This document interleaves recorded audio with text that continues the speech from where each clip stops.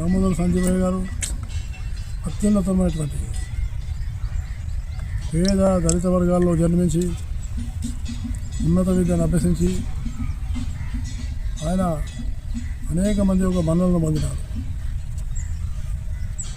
ఆంధ్రప్రదేశ్ ముఖ్యమంత్రిగా ఒక దళితుల నుంచి వచ్చి ముఖ్యమంత్రి కావడం ఇది చాలా గొప్ప మహత్కరమైన విషయం.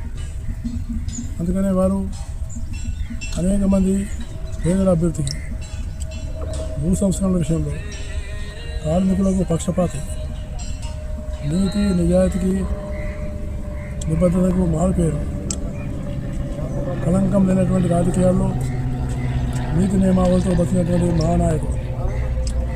నేటి రాజకీయాల్లో అవినీతి, మందుప్రీతి, అశ్లీతమైనటువంటి పక్షపాతం ఉంటే ఆనాడు సంజయ్ గారు వీటన్నిటికి అతీతంగా పరిపాలించి ఢిల్లీలో ఉన్నటువంటి అధికారులకు, ఢిల్లీలో ఉన్నటువంటి ఒక అధిష్టానానికి మహోన్నతమైన పేరు తెచ్చినటువంటి దళిత నాయకుడు దామోదర సంజయ్ గారు.